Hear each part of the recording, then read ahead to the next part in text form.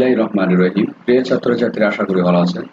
আমি আপনাদের জন্য একাদশ ও দ্বাদশ শ্রেণীর ফিনান্স ব্যাংকিং বীমা প্রথম পত্রের মূলধন বাজেটিং ও বিনিয়োগ সিদ্ধান্ত অধ্যায়টা শুরু করতেছি। এটা অষ্টম অধ্যায় এবং এটা আমার চতুর্থ ক্লাস। এটা ক্লাস নম্বর হচ্ছে ক্লাস 4, চতুর্থ ক্লাস।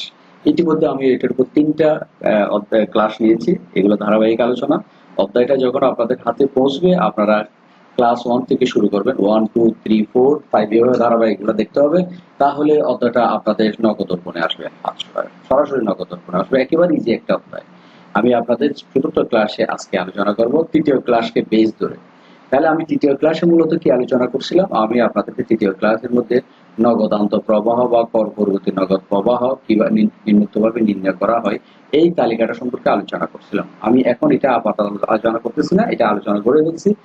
অঙ্কের মাধ্যমে এখন আমরা এখান থেকে কোন অঙ্ক থেকে কোন আইটেম, এই আইটেম প্রশ্নের মধ্যে দেওয়া আছে নাকি এই কর পূর্ব মুনাফায় দেওয়া আছে নাকি কর পরবর্তী নেট মুনাফা বা নেট লাভ বা নেট আয় দেওয়া আছে, কোন ধাপটা দেওয়া আছে ওই ধাপটা খুঁজে বের করে ওইখান থেকে এই তালিকার মাধ্যমে কিভাবে আমরা নগদ আন্তঃপ্রবাহ বের করব সেটা দেখবো। আশা করি বোঝা গেল। মূল ধাপ হচ্ছে এই এক, এটা, দুইটা, তিনটা, এই তিনটা এবং লাস্ট সর্বশেষ 4 নম্বর নগদ আন্তঃপ্রবাহ। এটা প্রশ্ন কোথা থেকে শুরু হয়েছে সেটা খুঁজে বের করবো। কোন আইটেম দেওয়া আছে এখানে 4টা থেকে, যে আইটেম দেওয়া থাকে সেটা থেকে আমরা শুরু করব। আমি এটা বাড়াচ্ছি না কথা। তাহলে আমি কোয়েশ্চেনে যাচ্ছি। এটা উদাহরণ 7। এই অঙ্কটা আমি আলোচনা করব।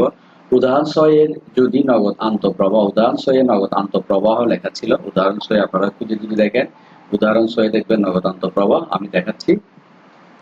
এই যে হলো এই উদাহরণ 6, এটা উদাহরণ 6। এখানে লেখা আছে কর পরবর্তী নগদ আন্তঃপ্রবাহ। কর পরবর্তী মানে কর বাদ দেওয়ার পরে নগদ আন্তঃপ্রবাহ প্রশ্নে দেওয়া ছিল। এটাই এখানে আন্তঃপ্রবাহ দেওয়া আছে। এই কোয়েশ্চেনটা আমরা দেখব। কর পরবর্তী নগদ আন্তঃপ্রবাহ এত টাকা এত টাকা, আইসকাল শেষে ভগ্নাংশ মূল্য এত টাকা। উদাহরণ 6 এটা দেওয়া আছে। এখন বলা হচ্ছে এটাতে কি বলা হচ্ছে, নগদ আন্তঃপ্রবাহের পরিবর্তে বলা হতো কর পরবর্তী নেট মুনাফা। তাহলে অঙ্কটির ভাষা হতো কর পরবর্তী নেট মুনাফা দেওয়া থাকে। ভাষাটা কিরকম দেখেন, একটি প্রকল্পে বিনিয়োগের জন্য 1,20,000 টাকা প্রয়োজন। তাহলে বিনিয়োগ খরচ কত? 1,20,000 টাকা, যা থেকে আগামী 5 বছর পর্যন্ত কর পরবর্তী নেট লাভ, কর পরবর্তী নেট লাভ, দেখেন আমি বারবার হাইলাইট করতেছি, এটা কর পরবর্তী নেট লাভ হচ্ছে যথাক্রমে 20,000, 30,000, 30,000, 40,000, 50,000, 60,000 এইভাবে দেওয়া আছে। আয়ুষ্কাল শেষে ভগ্নাবশেষ মূল্য, এই যে ভগ্নাবশেষ মূল্য 20,000 টাকা দেওয়া আছে। আয়ুষ্কাল শেষে ভগ্নাবশেষ মূল্য 20,000 টাকা। করণীয় আমাদের করতে হবে কি, প্রকল্পটির পেব্যাক সময় নির্ণয় করতে হবে। এটাই মূলত আমাদের করণীয়, প্রকল্পটির পেব্যাক সময় নির্ণয় করবে। এটাই এখন এই কোয়েশ্চেনটা আমরা দেখতেছি যে কি, নগদ আন্তঃপ্রবাহ। এই যে নগদ আন্তঃপ্রবাহ এটা লেখা নাই, যেটা আমাদের 6 এর মধ্যে ছিল নগদ আন্তঃপ্রবাহ, এটার মধ্যে কর পরবর্তী নগদ আন্তঃপ্রবাহ লেখা ছিল। এখন এই অঙ্কের মধ্যে এটা দেওয়া লিখেছে কি, কর পরবর্তী নেট লাভ লিখেছে। কর পরবর্তী নেট লাভ মানে কর দেওয়ার পরে নেট লাভ যথাক্রমে এত টাকা দেওয়া আছে। ভগ্নাবশেষ মূল্য আছে, আয়ুষ্কাল দেওয়া আছে। এখানে আয়ুষ্কালও দেওয়া আছে। ভগ্নাবশেষ মূল্য মানে আয়ুষ্কাল হচ্ছে 5 বছর। এগুলো সব দেওয়া আছে। এখন এই অঙ্কের পেব্যাক পিরিয়ড সময় আমরা কিভাবে বের করবো? আর এই কথাটা কর পরবর্তী নেট লাভটা আমাদের 3 নম্বর ক্লাসে যে চার্ট আলোচনা করতে কোন ভাবে পড়েছে সেটা আমরা বের করি। তাহলে আমরা এখন থেকে দেখতেছি এটা, এই চার্টে আমি আবার আপনাদের নিয়ে আসছি, যেটা আমি 3 নম্বর ক্লাস আলোচনা করছিলাম। এখানে দেখা যাচ্ছে এই অবচয়, এখানে যদিও 92, অবচয় কর পূর্ববর্তী নেট মুনাফা বা নগদ প্রবাহ, এটা একটা বিষয়। কর পূর্ব মুনাফা বা এটা একটা বিষয়। কর পরবর্তী নেট মুনাফা বা নেট মুনাফা বা নেট আয়। তাহলে এই যে 3টা হেডিং, আরেকটা হচ্ছে যে নগদ আন্তঃপ্রবাহ, 4টা হেডিং। এই 4টা হেডিং এর মধ্যে তাহলে আমি আপনাদেরকে দেখাচ্ছি এই একটা হেডিং, এই একটা হেডিং, তারপর এই একটা হেডিং, এই একটা হেডিং, আর সর্বশেষ হচ্ছে এই হেডিং। এই হেডিং দেওয়া থাকলে তো কিছু বের করতে হবে না, তবে এই হেডিং দেওয়া থাকলে পুরো চার্ট করতে হয়। এই হেডিং দেওয়া থাকলে বাকি অংশ করতে হবে। কর পরবর্তী নেট মুনাফা দেওয়া থাকলে বাকি অংশ করতে হবে। আর নগদ আন্তঃপ্রবাহ কোনো কিছু দেওয়া থাকে না। তাহলে এই 4টা হেডিং এর মধ্যে আমাদের কোয়েশ্চেনে কোন হেডিংটা আছে সেটা বুঝতে হবে। আমাদের লিখেছে কর পরবর্তী নেট লাভ, কর পরবর্তী নেট লাভ। তাহলে এটা হেডিং এর মধ্যে কোনটা পড়ে?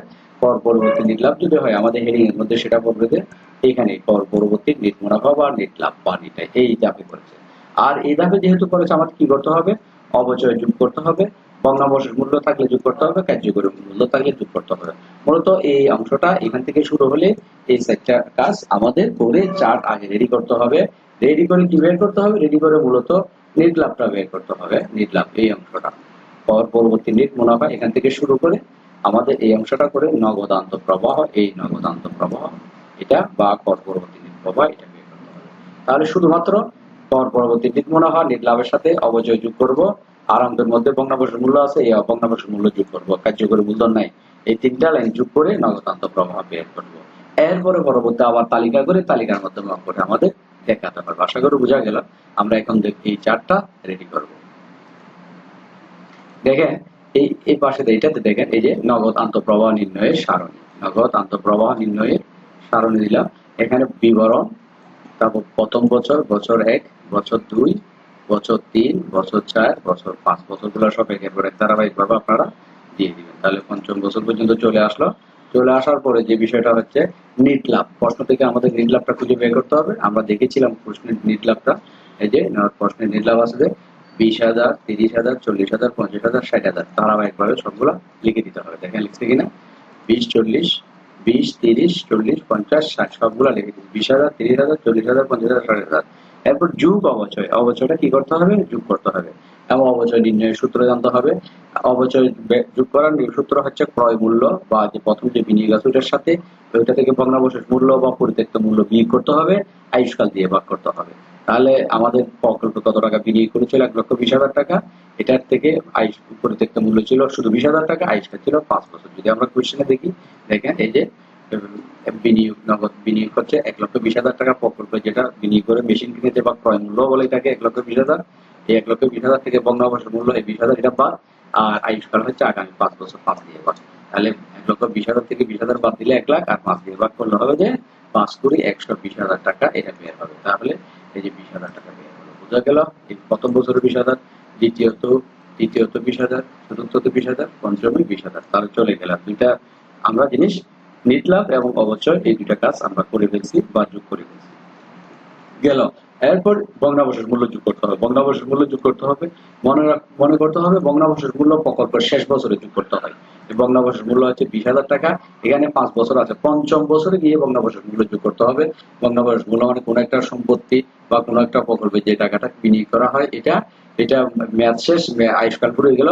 আমি 1,20,000 টাকা দিয়ে কোনো প্রকল্পে বিনিয়োগ করেছি বা কোনো সম্পত্তি কিনেছি ব্যবসার উদ্দেশ্যে, ওইটা 5 বছর ব্যবহার করবো, 5 বছর করে 1,20,000 টাকা পেয়ে ওটা 20,000 টাকা হয়ে গেল।